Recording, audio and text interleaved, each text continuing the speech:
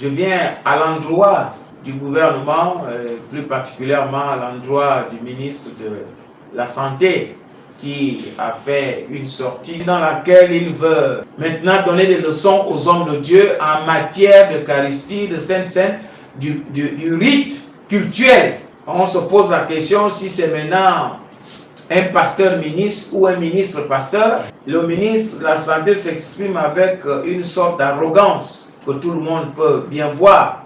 Mais je viens en termes de conseil pour dire, mon petit, ne va pas trop vite, parce que le chemin là est un chemin que beaucoup ont emprunté et ils n'ont jamais réussi. Combattre Dieu. Quand tu viens parler des âneries comme l'Eucharistie ou tout ce qui se fait à l'église est d'abord spirituel. Mais si Dieu a créé le principe du temple, il savait bien que les enfants de Dieu doivent se retrouver à un endroit pour l'adorer. Nous, en tant que ministre des Affaires éternelles, nous ne permettrons pas qu'un ministre de la République, dans son arrogance, s'affiche pour dénigrer non seulement les hommes de Dieu, mais le service cultuel, les rites divins. Nous n'allons pas l'accepter.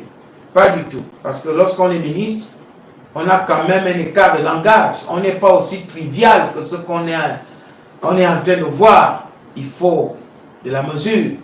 Si ton combat est maintenant de combattre les hommes de Dieu, non seulement c'est un combat perdu d'avance parce qu'on ne peut pas combattre Dieu, mais aussi tu grilles tes cartes. Ne fais pas de la somme de ton ignorance et de ton arrogance une compétence. Évite ça. Le défi à relever n'est pas de persécuter les hommes de Dieu en tant que ministre. C'est de marquer ton passage dans le développement de la nation par ton département ministériel. Tu ne peux pas perdre ton temps, passer tout ton temps à persécuter les hommes de Dieu. Maintenant, vous devenez les protecteurs du coronavirus au lieu d'être protecteurs des populations. En tant que ministre de la Santé, tu as plusieurs défis à relever. Et non perdre ton temps, tout ton temps, qu'à persécuter les hommes de Dieu. Les vrais problèmes sur lesquels tu dois te pencher sont par exemple doter l'hôpital général d'un scanner qu'il n'a pas depuis des années. Un hôpital public, voilà ta préoccupation. Faire en sorte que ça, sans pour le temps, qu'il y ait au moins des infirmiers là-bas. Parce qu'on voit les publicités qui passent partout, voilà, on fait les publicités de ceci, mais là encore le temps, et ça, il n'y a pas d'infirmiers, il n'y a pas de médicaments dans les dispensaires. Voilà les vrais problèmes qu'un ministre de la Santé doit gérer. Vous êtes maintenant en train de demander le paiement de 5 000 francs pour avoir le test du coronavirus, pour enfler les caisses de l'État. Cet argent-là est payé en espèces. Et en plus de cela, où sont les 200 et poussières de milliards annoncés au départ pour maintenant courir après 5 000?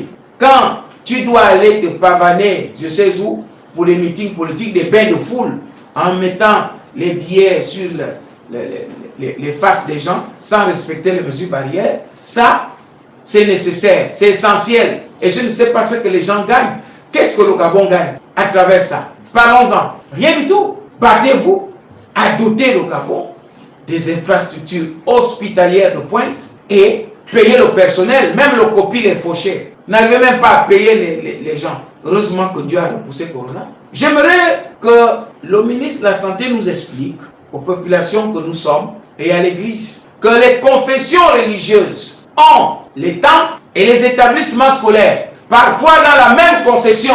Et maintenant, la même confession religieuse qui est interdite de réunir plus de 30 personnes dans un temple est autorisée en même temps à recevoir 60 élèves par salle de classe. Donc, quelle est la position de ces confessions religieuses-là? Ça veut dire que les élèves qui sont à 60 dans une même salle de classe, sans gel et peut-être un masque en passant, les deux, puisque dans les confessions religieuses, il y a les cultes ou les messes toutes les semaines, dans les temples de ces confessions-là.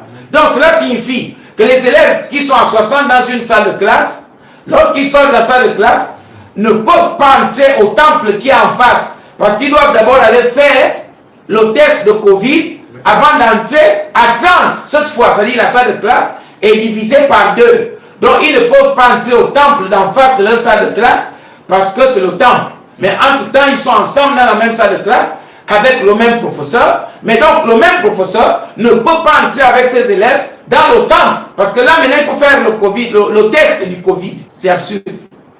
Expliquez-nous ça. Vous voyez comment tout est ridicule. La confusion vous habite. Les établissements ont une seule sortie et une seule entrée.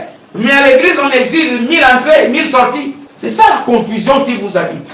Mais ce que nous n'allons pas arrêter de vous dire et de vous rappeler, c'est laissez-nous aller adorer notre Dieu au temple. Et c'est tout.